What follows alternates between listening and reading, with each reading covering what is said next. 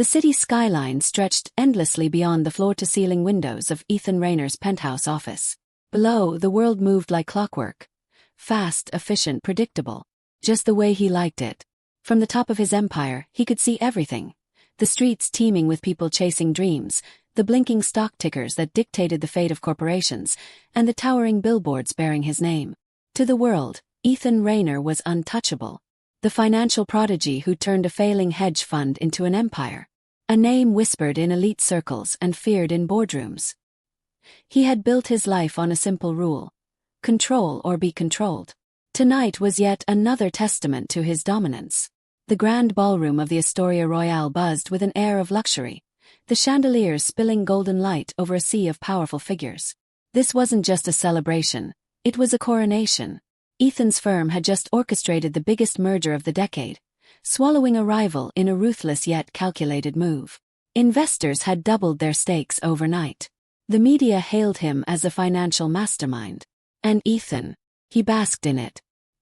He stood at the center, surrounded by CEOs, politicians, and celebrities, all vying for his attention.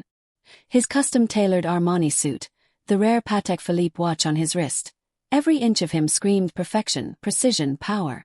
Then a young executive, a rising star in finance, stepped up, drink in hand, flashing an arrogant smirk. "Impressive, Raynor," the man said, swirling his whiskey. "But let's be honest. Was it strategy or just luck?" The room fell silent. A dangerous question. Ethan's lips curled into a controlled smile, but his jaw tightened ever so slightly. He despised challenges, especially in public. "Luck," Ethan repeated, setting his glass down with deliberate calm. His voice, smooth yet razor-sharp, commanded attention. "Let me tell you something about luck, kid. It's what unsuccessful people use to explain why they lost." A few in the crowd chuckled. The young executive's smirk wavered. Ethan leaned in slightly. His voice lower now, calculated, precise. "I don't gamble. I don't hope. I don't rely on chance. Predict. I strategize. I control every outcome before it even happens." The young man paled. He had underestimated the king of the game. Ethan straightened, adjusting his cufflinks with the ease of a man who had just swatted away an insect. The power in the room shifted back in his favor. Yet, as the applause resumed and the conversation flowed, something flickered at the edges of Ethan's mind. An odd, nagging thought. Control. He had spent his entire life ensuring everything stayed within his grasp. Markets, deals, people. He dictated outcomes, narratives, perceptions. But deep down, where the noise of the world couldn't reach, an unsettling truth stirred. Did he truly control everything? Or was he just drowning in the illusion of it? The thought was fleeting, barely a whisper. Then, like a well-trained machine, he pushed it away. There was no room for doubt in Ethan Raynor's world. The morning began with an unsettling silence. Ethan Raynor had always been greeted by a flurry of notifications. Market updates, congratulatory messages, urgent emails. Today, his phone was unusually still. No texts, no calls, no celebratory headlines. Just a cold, empty void. Then, the first notification flashed across his screen. Breaking news. Ethan Raynor implicated in multi-billion-dollar fraud scandal. His heart stopped. He clicked the link, his pulse hammering in his ears. The article was brutal. The SEC had launched an investigation into his firm. Anonymous sources claimed that financial records had been manipulated, profits falsely inflated, and investors deceived. The name Raynor was now synonymous with deceit. Ethan felt his stomach churn. This wasn't possible. Someone had set him up. The next few hours were a blur. More articles, more accusations. Reports that his accounts were frozen, that the board was convening an emergency meeting, that the FBI might be involved. Then came the calls, but not from friends or allies.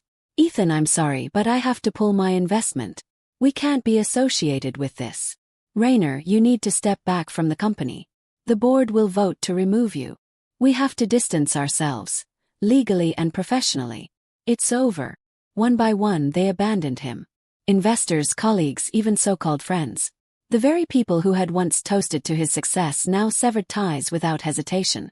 The final blow came when his attorney's voice, usually composed, carried an unmistakable edge of urgency. "Ethan, listen to me. They have documents, emails, Evidence that points to you. I don't know who did this, but right now, you are the face of this scandal. Ethan clenched his fists. Well, this was a game and he refused to lose. A fall. Determined to regain control, Ethan stormed into his office. The building felt different. Eyes that once looked at him with admiration now held suspicion. Whispers followed him like shadows. His assistant wouldn't meet his gaze. His CFO had cleared out his desk. His office, his empire, was already slipping through his fingers. Get the PR team. We're putting out a statement, Ethan ordered. His voice sharp, authoritative. But the response was hollow. They've resigned, sir. His breath caught. Resigned. He turned to his phone. He still had control. He still had his voice. He opened Twitter and began typing. Lies. Baseless accusations. The truth will come out. The moment he hit send, the backlash was instant. Classic billionaire meltdown. Caught red-handed and still playing the victim. Fraudster. Hope you rot in jail. Ethan threw the phone across the room, its screen shattering against the glass wall. His chest heaved. How could everything collapse so quickly? He had spent years building this empire. He had ensured every move was calculated, every risk mitigated. And yet, here he was, watching his legacy crumble before his eyes. Desperation. That night, he sat alone in his penthouse, surrounded by luxuries that suddenly felt meaningless.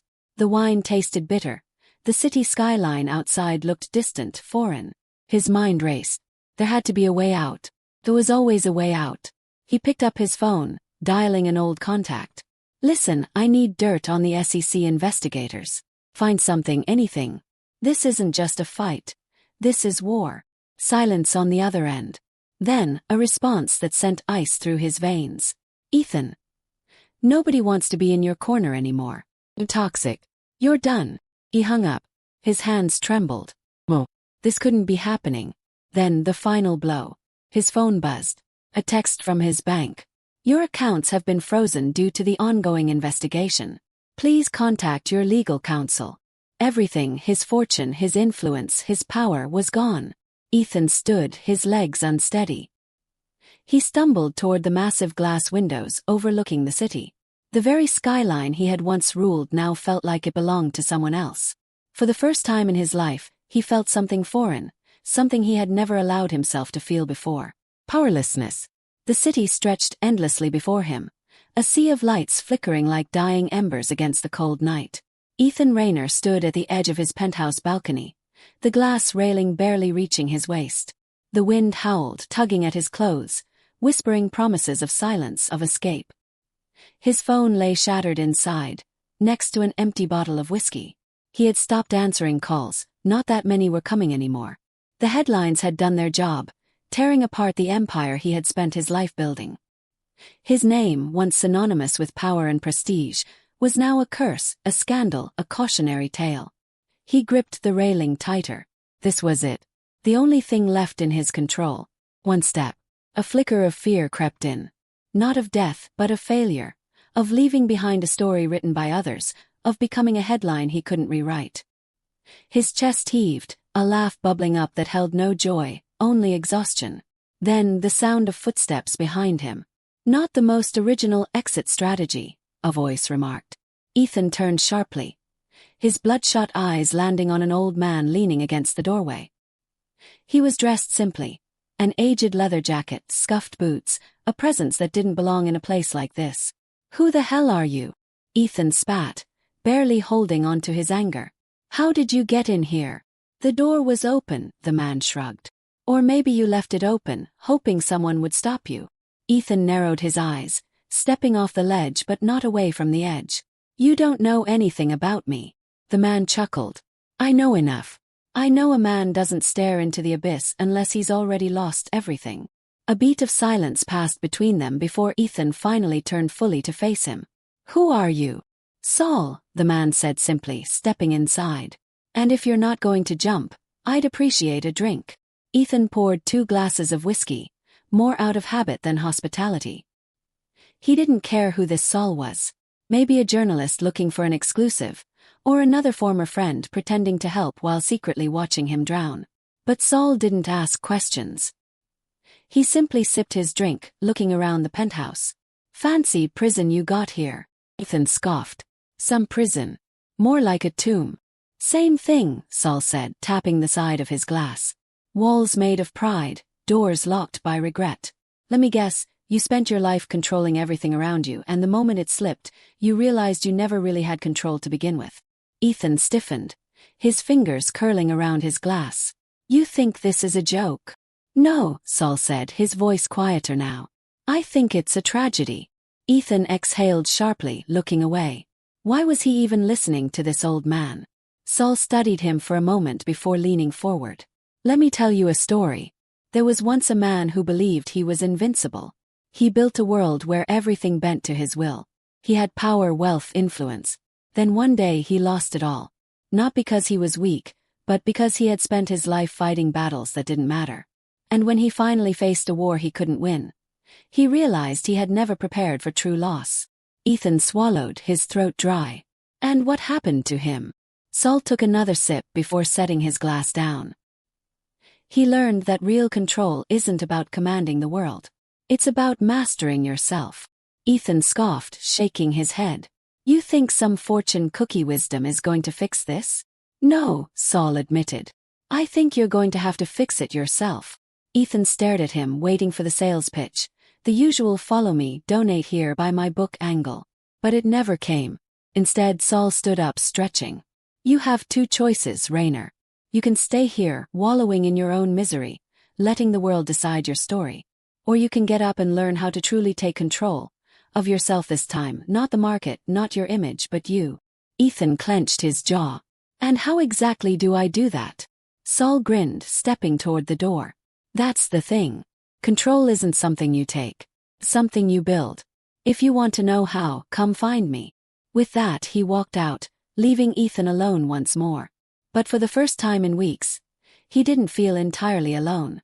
And for the first time in his life he considered that maybe, just maybe, control wasn't what he thought it was. Ethan sat on the cold wooden bench outside a rundown cabin in the hills. The air was different here. Too quiet, too still. No ringing phones, no stock tickers flashing numbers, no voices demanding his attention. Just the distant rustling of leaves and the crackle of a small fire inside. He hated it. This is ridiculous, he muttered, shaking his head. I should be out there, fixing this mess, not hiding in the mountains like some washed-up hermit. From inside the cabin, Saul chuckled. Fix it? And how exactly do you plan to do that? Your money is gone. Your reputation is ashes. Tell me, what tool are you reaching for? Ethan scowled, standing up. I don't need tools. I need a way back in. Connections, power, influence, those are the things that matter. Those are the things that built me. Saul emerged, carrying 2 cups of tea. And yet, those very things destroyed you. Funny how that works. Ethan clenched his jaw but took the cup. He had agreed to come here because, for all his arrogance, he had no better plan. The alternative had been standing on the edge of that balcony, staring down at a choice he wasn't quite ready to make. Saul sat across from him, sipping his tea. You keep talking about control, Ethan. How you lost it, how you need it back. But tell me something.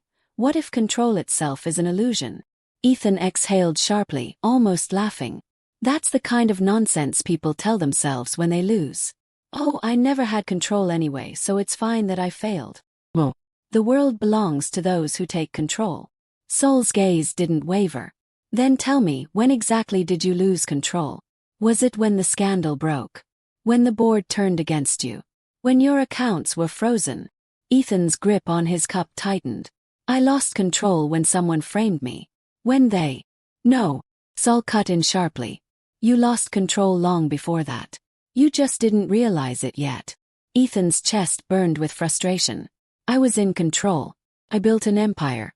I dictated terms. And yet, the moment external forces took those things away, you crumbled. What does that tell you? Saul leaned forward. You never controlled anything real, Ethan. You only controlled illusions. Money, power, influence, those aren't yours. They can be taken in an instant. And they were. Ethan fell silent, staring into his cup. He hated how Saul spoke, like peeling away layers of armor he wasn't ready to let go of. Saul leaned back. You want your power back. Fine. But first, you need to understand that true control comes from detachment. From mastering yourself, not the world around you. Ethan scoffed. Detachment. Sounds like a philosophy for cowards. Full smirk. No, it's a philosophy for those who refuse to be ruled by things they cannot keep. A breeze swept through the trees. Ethan looked away, jaw tight, his mind warring with itself. He wasn't sure what frustrated him more, that Saul was wrong or that there was a chance he wasn't. Ethan sat cross-legged on the wooden floor of Saul's cabin, eyes squeezed shut, fists resting on his knees. The only sound was the soft crackling of the fire and the rhythmic ticking of an old clock on the shelf. Breathe in, breathe out. Simple instructions. And yet, his mind rebelled.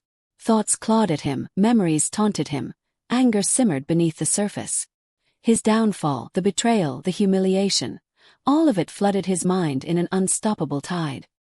His jaw clenched, and before he knew it, his hands balled into fists. He snapped his eyes open and exhaled sharply. This is pointless. Saul, sitting across from him, didn't react. He merely raised an eyebrow. Why? Ethan pushed himself up, pacing. Because it's stupid. Sitting here, breathing, doing nothing, it's not going to fix anything. I should be out there, fighting back. Saul tilted his head. Fighting what, exactly? Ethan threw up his hands.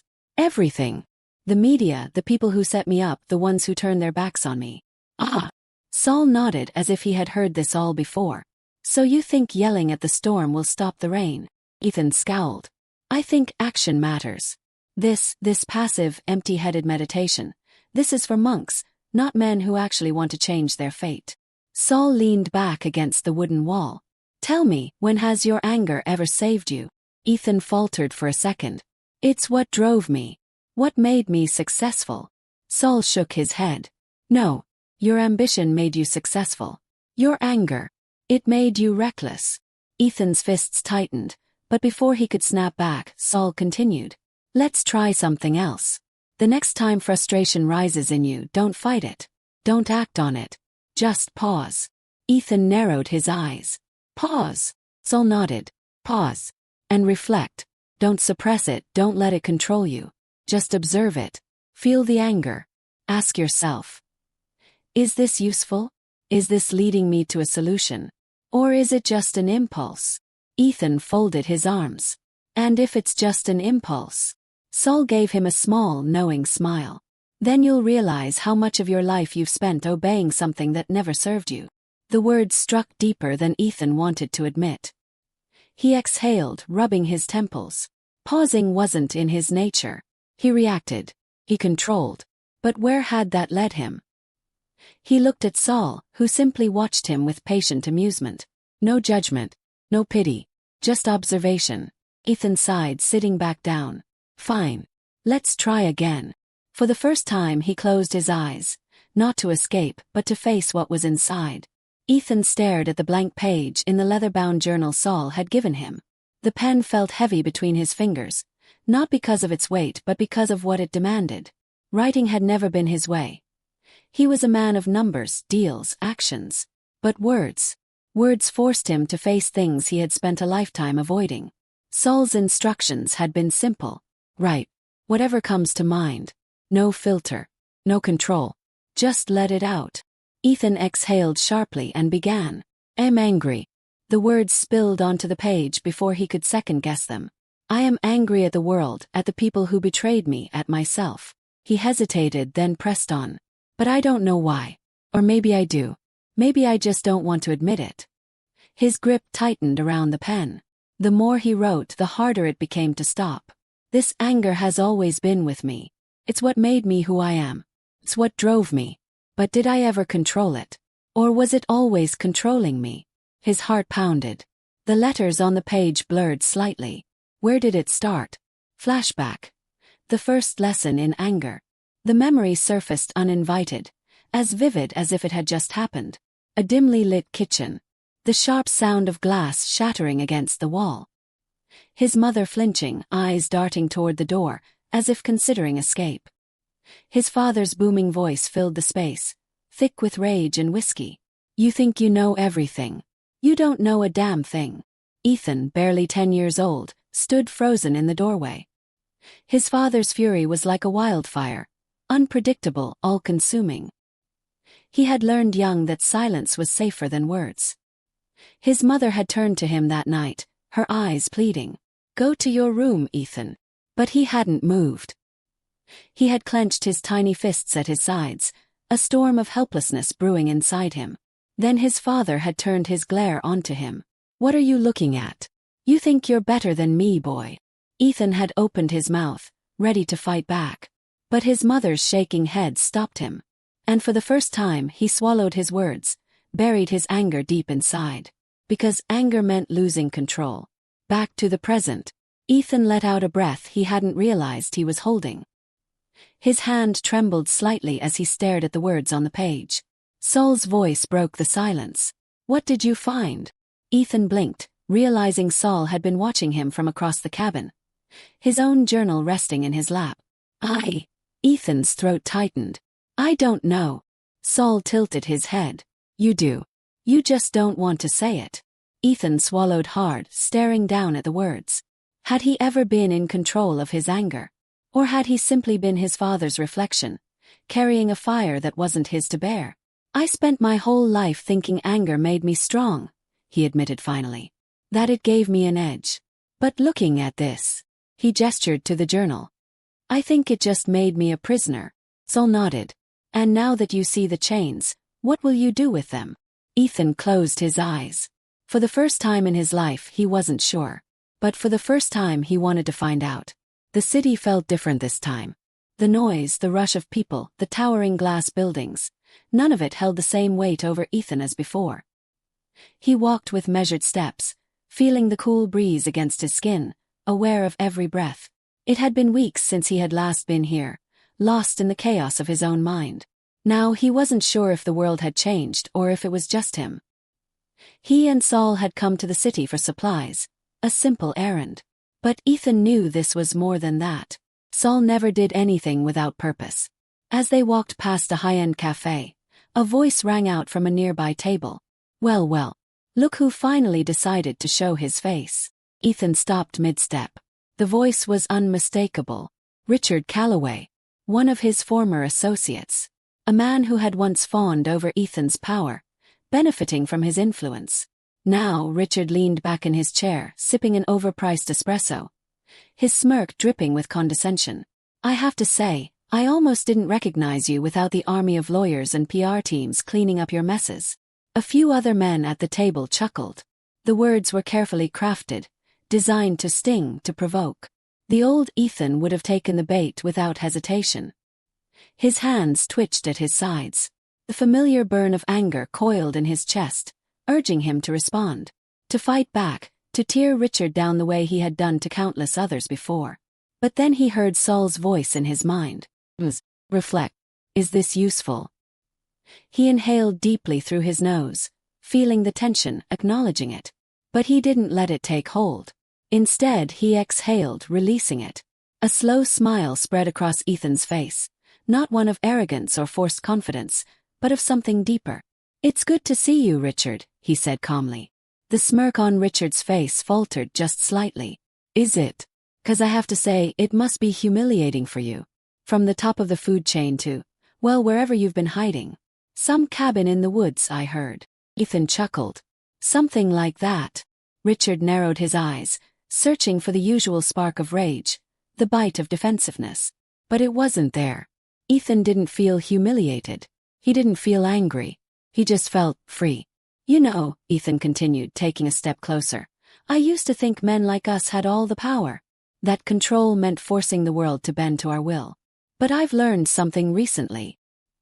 He tilted his head, watching Richard shift uncomfortably. "Real power. It's not reacting when someone like you tries to push my buttons." The silence between them thickened.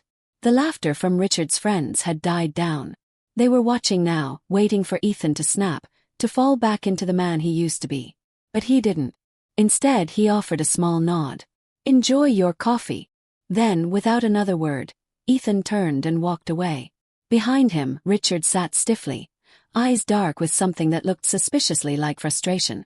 He had expected a fight. He had expected the old Ethan. He hadn't expected this. As Ethan reached Saul, the old man was grinning. "Not bad, Raynor. Not bad at all." Ethan exhaled slowly, feeling lighter than he had in years. "Yeah, I think I'm starting to get it." And for the first time he truly had. Ethan sat in the dimly lit office of a man he never thought he would see again, Victor Langley.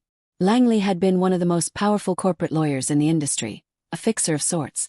The kind of man who could make problems disappear, who had the connections to pull strings in places few could reach. The last time Ethan had been in this office, it was during a high-stakes negotiation where he had walked out victorious, securing a deal that had propelled his company to new heights. Now he was here for something else entirely. Langley leaned back in his leather chair, steepling his fingers as he examined Ethan. "You know, when I heard you were still around, I was surprised. I expected you to be halfway across the world by now, hiding from your mess." Ethan didn't flinch. He met Langley's gaze steadily. "I'm not hiding." "No." Langley smirked. "Then why are you here?" Ethan took a slow breath. "Because I was told you have an offer for me." Langley nodded and slid a thick folder across the desk. "Everything you need to clear your name. Documents, statements, connections willing to testify in your favor." Ethan stared at the folder, his heartbeat steady. There was a time when he would have grabbed it without hesitation. A time when the idea of restoring his reputation by any means necessary would have been his only goal. But he had changed. He lifted his eyes to Langley. "What's the catch?" Langley chuckled. "You were always sharp. The catch is simple. Someone else takes the fall." Ethan's fingers curled slightly against his knee. "Who?" Langley shrugged. "An ex-employee. A mid-level executive who had access to the accounts. We'll make it look like they were the mastermind behind everything. You walk free, the press spins a new narrative, and the world sees you as the victim of a calculated betrayal." Ethan's jaw tightened. He knew how the game was played. He had orchestrated moves like this himself in the past, shifting blame, redirecting scrutiny. It was nothing new. The old him would have taken the deal without a second thought. But he wasn't that man anymore. He leaned back, exhaling slowly. "And what happens to this executive?" Langley smirked. "Jail time. Ruined career. You know how it works." Silence stretched between them. Ethan could feel the weight of the choice pressing down on him. He could end this nightmare right now. He could walk out of this office with his name intact, his reputation salvaged. But at what cost? He had spent months with Saul, stripping away the illusions he had built around himself. He had learned what real control meant, not controlling others but mastering himself. And now, at this moment, he faced his greatest test. Ethan pushed the folder back across the desk. "No." Langley raised an eyebrow. "Excuse me." "I said no." Ethan's voice was steady. "I won't let someone else take the fall for my mistakes. I may not have done what they accused me of, but I wasn't innocent either. I let my ambition blind me. I let the system work in my favor for years without questioning it. This is my responsibility." Langley scoffed. "You're a fool. Do you really think the world cares about your integrity? You think anyone will remember your honesty when you're left with nothing?" Ethan smiled faintly. "I'll remember." Langley shook his head, laughing under his breath. "You've changed. The old Ethan Raynor would have eaten this deal up." Ethan stood, straightening his jacket. "The old Ethan Raynor destroyed himself. I'm done living like that." Without another word, he turned and walked out of the office, leaving the past behind. For the first time in his life he felt truly free. Ethan sat on a simple wooden bench in the middle of the prison yard, the sun casting long shadows across the cracked concrete. Around him, men who had spent years behind bars shuffled through their routines, some working out, some staring vacantly into space, others engaged in quiet conversations. He had been coming here for months now, walking through the high steel gates of Blackwood Correctional Facility, a place society had long forgotten. But here, within these walls, Ethan had found something he never expected: clarity. "All right," he said, his voice carrying across the yard. A small group of inmates gathered around him, their faces marked by years of hardship, by choices that had led them here. "Let's start with something simple." He picked up a small rock and held it in his palm. "What happens when I drop this?" A man with sharp features and a shaved head, someone the others called Briggs, scoffed.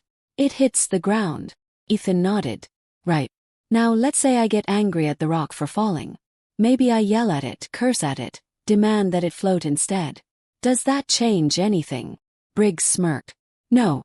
It still falls. Exactly. Ethan turned the rock over in his hand. Now think about your emotions the same way. When someone disrespects you, when you lose something valuable, when life takes an unexpected turn, your emotions rise up just like gravity pulling the rock down. But what you do next? That's the only thing you control. The men listened, some skeptical, some curious. Most of them had spent their lives reacting. Violence for violence, anger for anger. The idea that they could choose a different path was foreign, even laughable. But Ethan wasn't here to preach. He was here because he had once been them. A prisoner, not of bars but of his own mind. After leaving Langley's office that night, Ethan had walked for hours through the city, no destination in mind. The neon lights, the hum of traffic, the towering buildings, none of it mattered anymore. The hunger for power, for control, had faded, replaced by something else. Not because he had won. Not because he had reclaimed his old life. But because, for the first time, he understood that he didn't need to. He had spent his entire life chasing external validation. Money, reputation, dominance. But none of those things had given him peace. They had only made him more desperate, more afraid to lose. Now, standing in the middle of a city that once bowed to his name, he realized something simple yet profound. True power wasn't in controlling others. It was in mastering himself. He had gone back to Saul that night, the old man waiting for him by the fire. I turned it down, Ethan had said simply. Saul had smiled. Then you're finally free. Back in the prison yard, a man named Luis, who had spent a decade locked away, leaned forward. So what? You're saying we just let people walk all over us? Ethan shook his head. No. I'm saying you decide how much power you give them over you. If someone insults you and you react with rage, who's in control, you or them? Luis frowned, considering this.